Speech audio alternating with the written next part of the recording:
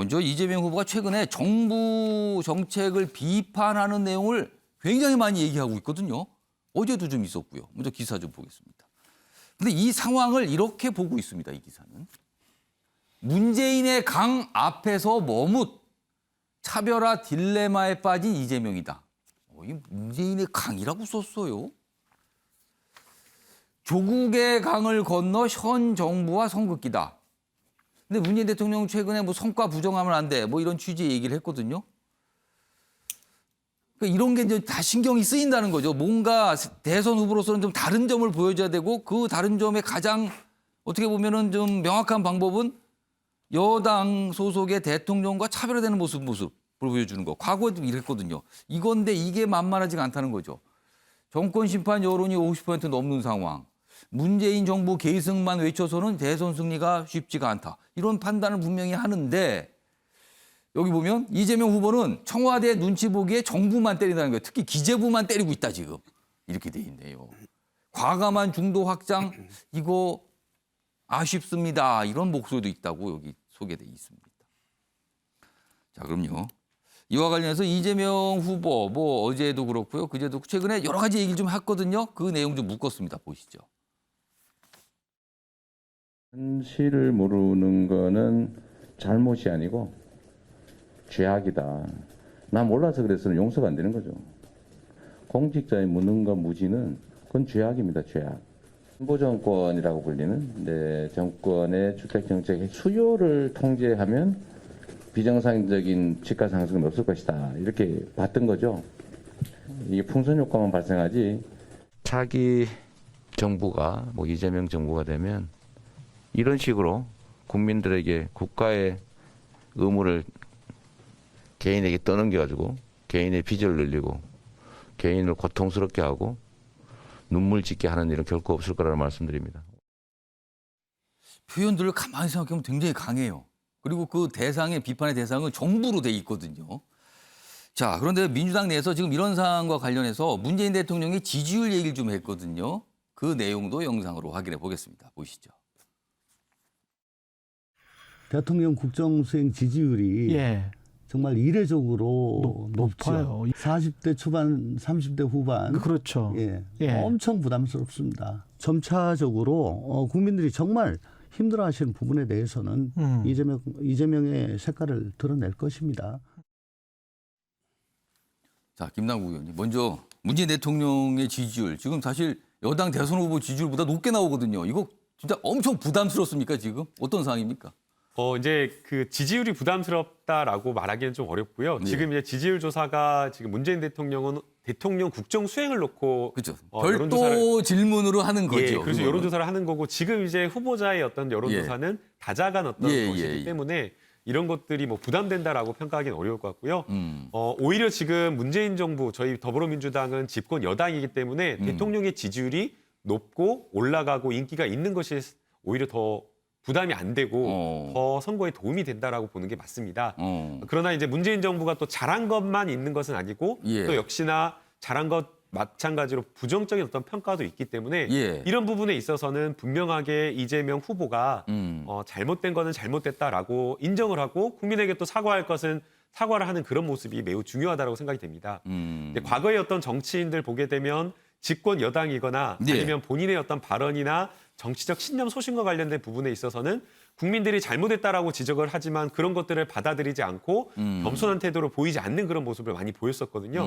그래서 이런 어떤 정부의 과거의 어떤 잘못, 뭐 대표적인 게 부동산 정책 또는 인사 정책, 인사와 관련된 이런 거라고 생각이 되는데요.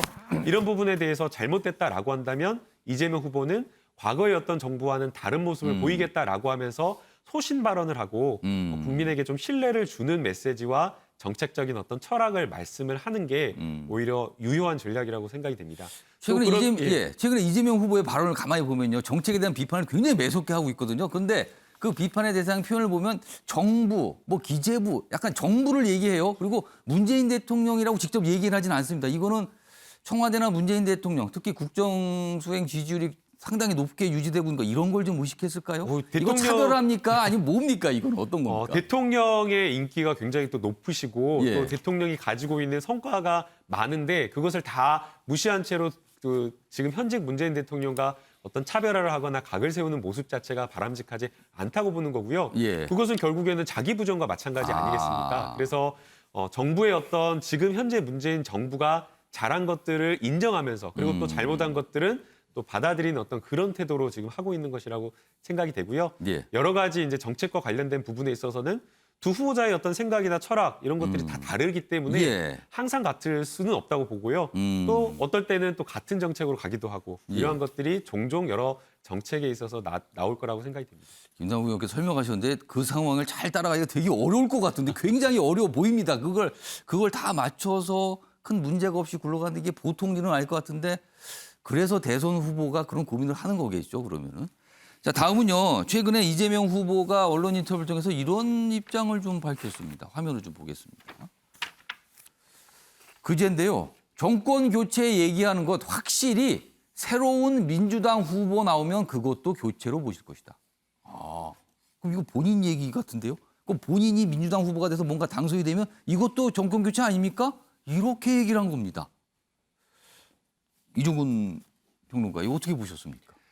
역사를 좀 봐야 돼요. 예. 정권이 승계한 게 두 번 있습니다. 2002년과 2012년. 예. DJ 정부에서 노무현 정부로, 예. 그다음에 이명박 정부에서 박근혜 정부로 예. 같은 진영 간의 정권이 승계됐는데 그 두 번 다 정권 교체 목소리가 훨씬 높았어요. 아. 우리나라에서는 임기 말에 정권 승계하자라는 목소리가 높아 본 적이 없습니다. 그거 가지고는 대선에서 경쟁력을 갈 수가 없다는 뜻입니다. 무조건 정권 교체가 높아요. 5년 단임제이기 때문에 예. 현재 살아있는 권력은 그냥 죽어가는 거예요. 다시 4년을 하지 않거든요. 진임제가. 그러면 국민들은 언제나 좀 바꾸길 원해요. 바꾸길 원하는데 그러면 두 번 정권 승계는 어떻게 했느냐. 노무현 후보나 박근혜 후보가 사실은 야당처럼 보였어요. 아. 야당보다 더 야당처럼 보인 박근혜 후보 같은 경우 세종시 문제를 사실 민주당보다 훨씬 더 치열하게 이명박 정부와 싸웠거든요. 예. 그러니까 국민들은 저 사람은 완전히 야당 같아. 확실히 차별화돼. 이런 지점이 있었고 노무현 후보 때는 아예 김대중 대통령이 나를 밟고 가라라고 선언을 해줬어요. 예. 여지가 있었어요. 그래서. 그런데 지금 사실 지금은? 이재명 후보 같은 경우 이 표현 갖고는 진짜 정권 교체다. 이 사람이 새로운 사람이다. 정말 차별화됐다라고 여길까요? 지금 굉장히 국민들 입장에서 굉장히 모호해 보여요.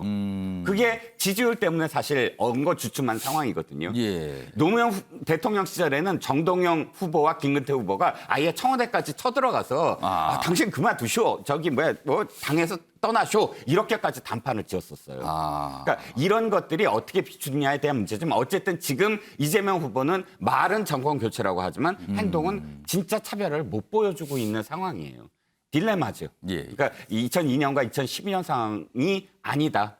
좀 다르다. 과거에 뭔가 시기하고 비교할 만한 시점이 있었는데 그때는 상황이 상당히 다르다. 자, 조대진 변호사는 이 얘기 좀 어떻게 들었습니까? 확실히 새로운 민주당 후보 나오면 그것도 교체로 보실 것이다. 국민들께서.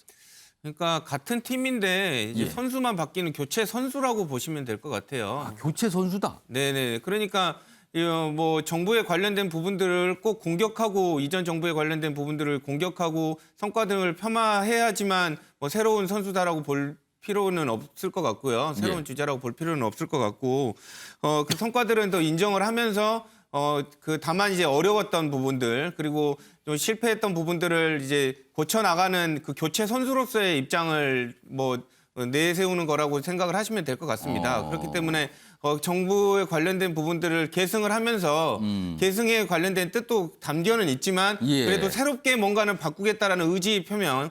그러니까 한 팀이었지만 그래도 당사자가 바뀌는 거 아니겠습니까? 그러니까 교체 선수의 정도로 의미로서 담고 있다라고 생각을 하시면 될 것 같습니다. 선수 교체 정도를 좀 봐달라. 조대진 변호사의 이런 분석이셨어요. 최근에 어떤 정부를 굉장히 좀 압박하고 비판하는 모습이 많이 보이긴 해요. 그래서 이제 계속 연일 기사를 좀 다뤄주고 있어요. 그 모습이요. 자, 다음은 역시 이재명 후보 관련된 내용인데요. 최근 들어서 뭔가 입장을 바뀌었다 이렇게 평가받았어요. 그런데 또 어제는 다른 얘기를 해요. 조금 결이 달라졌어요. 이재명 전국민 재난지원금 그리고 국토보유세 이거 철회한 적 없습니다. 철회했다 그런데 어제 한 대학을 찾아가서 학생들과 뭐 이 강연도 하고 질문도 받았는데 거기서 나온 말이에요. 국민 동의 얻겠다는 것 설득 자신 있다. 그러니까 입장을 조금 다르게 얘기한 듯한 거는 국민 동의를 받겠다, 설득하겠다 이런 뜻이다. 철회한 거 아니다. 이렇게 강조를 합니다. 김병민 대변인. 네. 어떻게 보세요? 이 상황은? 이재명 후보가 말이 요즘 좀 많습니다. 지금 현재 많은 변화들을 꾀하고 있는데 국민 여론이 좋지 않으면 본인이 강력하게 내세웠던 메시지나 공약들도 언제든지 철회할 수 있는 모습들을 보여주지 않았습니까? 그러다 보니 비판의 목소리가 커지는 게 이재명 후보가 가지고 있었던 기본적인 색깔이 없어지는 것 아니냐.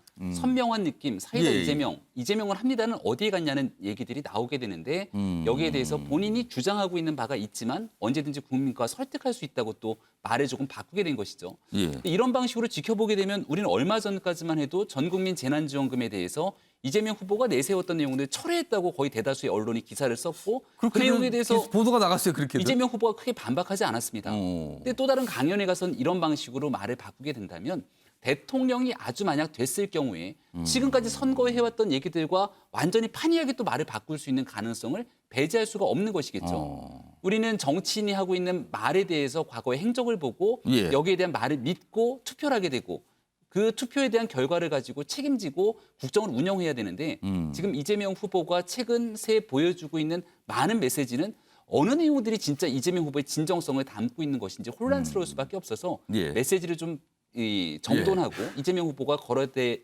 그 진정성에 대해서 국민 앞에 솔직하게 얘기하는 일이 필요하다고 생각합니다. 예, 이 얘기를 듣는 김남국 의원 가만히 있을 수 없다. 지금 바로 이렇게 바로 요청하셨어요. 한 1분 드릴게요. 네, 메시지는 똑같았습니다. 철회라는 메시지 단어를 쓴 적이 전혀 없는데 평론가나 언론을 거치면서 철회다, 사실상 철회다. 이것이 철회인 것처럼 이렇게 와전된 것이고요. 이재명 후보가 이야기한 거 뭐 전국민 재난지원금과 관련되어서는 야당에서 협조를 안 해주니까 지금 민생이 그렇게 어렵고 서민 경제는 지금 파탄 나가고 어려운 예, 상황에서 정쟁에만 휩싸여가지고 한참 뒤에 나중에 뭔가를 하겠다라고 하면 다 죽는데 어떻게 하냐라고 하면서 여야 간에 싸우지 말고 지금 할 수 있는 것, 지금 서민 경제가 어려우니까 미리 하자. 그러면 내가 옳다고 주장하는 전국민 재난지원금 포기할 수 있다라고 하면서 물러선 겁니다. 예. 그런데 이걸 가지고 이제 철회라고 이야기하는 것 자체가 좀 적절하지 않은 표현이라고 보이고요. 예. 오히려 저는 이런 어떤 정치인들이 자기의 신념만 옳다라고 하면서 자기의 어떤 권력 예, 가진 예. 것들을 권한을 가지고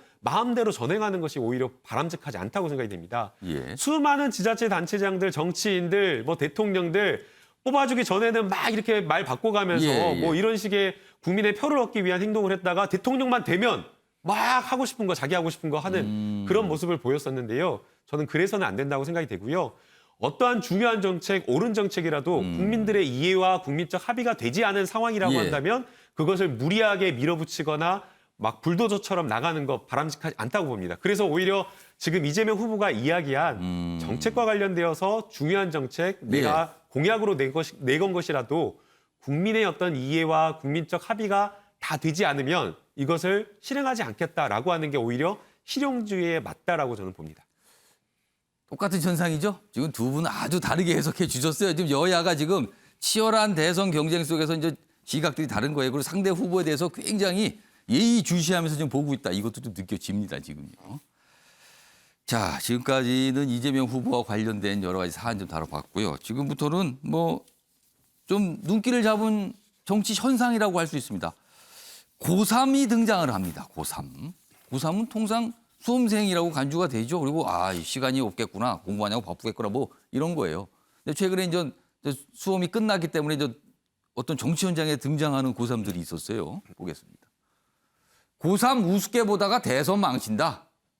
유권자 50만 명이나 된다. 이거 치열한 쟁탈전이다. 고3의 표심 중요하다. 숫자 꽤 된다는 거죠. 지금 만약에 박빙승부로 갈 때는 50만 표는 엄청나다는 거죠. 지금요. 최근에 보면은 이 여야 후보와 관련해서 이 고3들이 등장을 해서 마이크를 잡았습니다. 그리고 뭔가 연설을 했죠. 그리고 여기 보면 뭐 이와 관련해서 이준석, 이탄희 이른바 고3, 우리 고3 논쟁이 붙기도 했어요. 서로들. 이 얘기도 여기 준비되어 있는데 일단 관련된 영상부터 준비되어 있습니다. 확인해 보겠습니다. 그리고 저는 내년 대통령 선거에서 처음으로 투표를 하게 됩니다. 내년 3월 9일 뚜렷한 철학과 비전이 있는 대통령을 바랍니다. 공정과 상식이라는 철학을 먼저 하는 대통령이 제가 처음으로 투표하는 그런 대통령이 되었으면 좋겠습니다. 이렇게 얘기하는데요. 상당하네요, 지금. 여야에서 지금 다 고3들이 나와서 얘기하는데 웬만한 정치인이 얘기하는 것보다 더 호소력이 있어 보입니다, 지금요. 지금 우리 고3 학생들이 이 정도 수준까지 와 있습니다, 지금. 여기 보면은 이런 상황에서 여기 보면 이준석 국민의힘 대표가요. 우리 고3, 민주당 고3보다 낫다. 뭐 이렇게 얘기를 합니다. SNS상에 입장을 밝히자. 그러자 이탄희 의원, 이제는 고등학생도 갈라치기 하는 거예요. 뭡니까? 또 이렇게 또 반응이 나왔어요. 자, 이와 관련된 내용으로 좀 보이는데 이준석 대표가 한 얘기가 있거든요. 확인해 보겠습니다. 민주당에게 이렇게 말씀드리겠습니다. 따라올 테면 따라와 보십시오. 자신감을 가지고 젊은 세대 참여 확대를 저희가 이끌어 나가도록 하겠습니다. 자, 김병규 대변인. 네. 국민의힘 청년 세대에 호소하는 힘, 호소력 지금 자신 있습니까 정말? 네, 자신 있죠. 왜냐하면 헌정 사상 최초로 30대 당의 주요 이 제1야당의 당대표를 탄생시킨 정당이 바로 국민의힘 아니겠습니까? 선거 때만 되면 젊은 청년의 목소리를 담겠다고 뭔가 보여주기 식으로 나타냈던 정당의 모습과는 달리 전당대회를 통해서 많은 당원들과 국민들이 실질적인 지도자로서의 역할을 하도록 판을 깔아줬던 모습이 국민의힘에 있기 때문에 이번 대통령 선거에서도 마찬가지로 보다 많은 청년, 이제는 청소년의 범위까지 확대를 해서 이번 대통령 선거에 국정 운영을 함께 나갈 수 있는 파트너로서의 역할을 하겠다. 윤석열 후보도 틈만 나면 얘기하는 게 청년이 단순하게 정책의 시혜자가 아니라 국정 운영을 함께하는 동반자로서 앞으로 협력해 나갈 것이라고 얘기한 만큼 이번 대통령 선거에서 국민의힘이 청년들의 민심을 함께 얻기 위한 노력들 준비가 잘 돼 있습니다. 김남국 의원님, 지금 김용현 대변인이 국민의힘 청년의 마음을 얻는 거 자신 있다고 얘기했어요. 지금 민주당은 어떤 준비하고 계십니까? 네, 저는 뭐 김병민 의원님과 같은 세대에 있고 그리고 또 정치가 새로운 어떤 인물에 의해서 세대 교체, 세력 교체가 이루어져야 된다고 생각이 됩니다. 그래서 김병민 대변인의 말씀에 전적으로 공감하고요. 그런데 이런 것들을 보여줄 수 있는 것은 결국 어떤 인물로 그리고 그 인물이 가지고 있는 생각과 말, 메시지 이런 것들을 통해서 가능하다라고 생각이 됩니다. 그런데 지금 국민의힘 공동선대위원장으로 가 있는 노재승 비니자라고 하는 어떤 사람의 발언들, 과거 발언들을 보면 완전히 거의 일베 수준에 가까운 차별과 혐오와 막말 이런 것들로 얼룩진 사람이어서 어떻게 청년을 대변한다라고 하면서 청년 정치를 키운다라고 하면서 이런 사람을 공동선대위원장으로 올렸는지 가난을 비하하는 발언을 하고 5.18 폭동으로 오해될 수 있는 그런 어떤 관점의 동영상을 링크한다거나 또 심지어는 뭐 여러 가지 비하 발언까지 하는 이런 어떤 인물인데 여전히 어떤 언론에서 비판 이런 것들이 있음에도 불구하고 사과도 없고 그리고 인사 조치나 이런 부분에 대한 전혀 고려가 없는 그런 상황이어서 이런 거를 보면서 청년을 대변한다라고 하는 것에 국민의힘의 목소리가 좀 약간 공허하다라는 또 생각도 듭니다. 자신감과 공허하네요. 뭐 약간 이런 말씀드려요 지금. 아무튼 이 청년 표심 이번 대선도 굉장히 중요하다. 어느 때보다 비중 있다. 이런 평가 계속 좀 받고 있습니다. 다음은요. 이분도 가끔씩 기사에 등장해요. 대선과 관련해서 오늘도 좀 있습니다. 보시죠. TV 토론에서 허경영 공중부양을 보나. 이게 무슨 소리입니까 지금요. 주요 여론조사에서 5% 넘기면 TV 토론, 대선 TV 토론에 나올 수 있다는 거예요. 그런데 최근에 여론조사 몇 개에서 5%에 육박하는 지지율을 기록하고 있다는 거예요. 그럼 3위를 기록했다. 대선 후보 중에. 현재 일부 조사에서 뭐 4.7, 4.4% 기록했다. 근데 아직 주요 조사에는 아직 넣지는 않았다는 거죠. 대상으로.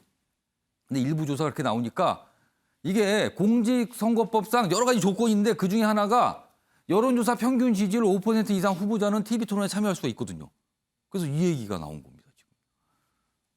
이종근 평론가. 이러다가 TV 토론에 나오는 거 아닐까요? 이거 어떻게 보세요? 전 나올 수 있다고 봅니다. 왜냐하면 허경영 후보 지금 TV 토론에 나오는 전에 현재 거의 유튜버 방송에 굉장히 많이 초대돼서 지금 이 방송에 출연을 하고 있고요. 사실상 상당히 심각한 굉장히 진지한 시사 유튜버들도 허경영 후보 모시기에 지금 뭐 서로 경쟁을 벌이는 그런 상황까지 됐습니다. 그러니까 그만큼 지지율이 높다는 얘기겠지요. 근데 뭐 룰이 그러니까 나올 수도 있겠죠. 하지만 저는 좀 씁쓸합니다. 왜냐하면 허경영 후보의 지금 이 공약을 보면 사실 이게 진짜 가능할까라는 공약들이 너무 많아요. 현재 자기가 대통령 되면 바로 국회의원들 모두 정신교육대에 정신교육대 입소. 예. 입소시키겠다. 또 정당 모두 없애고 무소속으로 다 출마시키겠다. 제일 황당한 건 이겁니다. 교도소 전부 없애겠다. 한 곳만 남겨두고 그러면 그 범죄인들은 어떻게 하느냐? 다 돈을 내놔라. 자신의 재산을 내놔라. 그걸 100조 원을 해서 세수로 하겠다. 이런 상황들을 전부 진짜 공약으로 내세워서 만약에 방송을 한다. 이게 사실 기성 정치인들에 대한 혐오나 기대가 무너지니까 도리어 이렇게 주목받는 현상이 아닐까. 실제로 이런 어떤 포퓰리즘의 어떤 정치를 하겠다는 사람이 이 득표율이 높을 때, 그러니까 지지율이 높을 때 벌어지는 어떤 현상은 사실 외국에도 참 많습니다만 그러나 기성 정치인들이 얼마나 제대로 못했으면 이런 현상이 일어날까라는 그런 씁쓸함이 든다는 거죠. 그건 정치적으로 좀 허무주의다 지금 이렇게 보시는 거예요, 그러면. 자, 조대진 변호사는 이 기사 좀 어떻게 읽으셨어요? 뭐 저도 나올 수 있다라고 보는데요. 지금 지지율이 나오고 있으니까요. 뭐 심상정 후보나 안철수 대표보다도 뭐 높이 나오는 경우들도 있었던 걸로 알고는 있는데, 근데 이제 다만 이런 부분들이 방금 이종근 평론가께서도 말씀 주셨지만 기성 정치인에 대한 실망이라든지 어떻게 보면 뭐 조롱이라든지 이런 부분들이 좀 반영됐다라고 보여지는데, 물론 이제 허경영 후보의 뭐 대통령이 되고 싶어하는 의지와 열망은 충분히 이해를 하지만 효율적인 토론을 위해서는 나오시는 게 도움이 되실까라는 부분들은 좀 고려를 해봐야 될 것 같습니다. 그건 좀 의문이 든다는 거네요. 5%를 그러니까 대선에 가까웠을 때 평균적으로 5% 넘어가면 이 초청 대상이 되거든요, 지금 공식적으로. 그래서 좀 이런 기사도 좀 있습니다. 다음은요, 백신 얘기 좀 잠시 해보겠습니다. 뭐 사진이 좀 하나 있어요. 학부모들로 보이죠? 여기 보면 이분들이 뭔가 시위를 하는 모습 같아요. 근데 이렇게 써 있어요. 아니, 백신 패스 책임을 학부모에게, 그리고 전면 등교 준비 실패 사과하고 반성하라. 소통도 없이 뭐 이렇게 하는가? 뭐 이런 반발이에요. 여기 보시면 정부의 백신 불통에 엄마들이 분통을 터뜨리고 있다. 이렇게 돼 있습니다. 지금 집회를 하는 모습들이에요. 지금요. 어제 이제 서울에서 있었던 모습입니다. 다음 화면도 하나 더 보겠습니다. 지금 백신 패스 이거 대해 반발하는 청원이에요. 청와대 청원 게시판에 올라 있는데 백신 패스, 일명 방역 패스 다시 한번 결사 반대합니다. 참여 인원이 30만 명이 넘었어요. 이런 분들은 동참을 한 거예요, 지금. 이거 문제다. 왜 이렇게까지 합니까? 뭐 이런 거죠, 지금요. 자, 이런 상황에서 다음 기사 하나 더 있습니다. 국민의힘이 뭘 파고들었다고 써 있어요. K방역 허점 파고든 윤석열 선대위. 백신 부작용 국가가 책임지겠다. 인과관계 증명을 정부가 하게끔 하겠다. 뭐 이런 공약, 이거 공약이라고 할 수 있죠? 이런 걸 발표했습니다. 김병희 대변인, 네. 어떤 의견이십니까? 이 백신에 대해서 사실은 긴급 사용이 허용이 된 것 아니겠습니까? 사실상 제약사가 져야 될 책임에 대해서 결국 국가가 질 수밖에 없는 부분들이 있는데 이 모든 백신에 대한 부작용에 대한 책임을 국가가 지는 것이 아니라 백신을 접종한 국민들에게 전가시키게 된다면 이 백신 접종을 통해서 사회가 얻어야 되는 그 분명한 이득에도 불구하고 여기에 대한 신뢰성은 떨어질 수밖에 없을 겁니다. 그 측면에서 국가가 많은 부분들 국민들을 위해서 책임져야 된다는 얘기를 하고 있는 겁니다. 김남국 의원님 한 20여 초 시간 있는데 어떤 의견이세요? 약간 반발의 목소리가 자꾸 좀 나와요, 지금. 네, 전적으로 공감을 하고요. 또 학부모의 입장에서 생각을 해야 된다고 생각이 됩니다.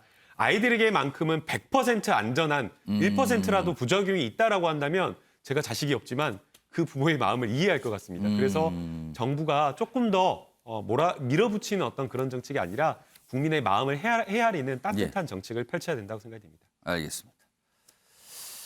자, 아침의 매일경제 오늘은 여기서 마무리하겠습니다. 시청해 주신 여러분 고맙습니다.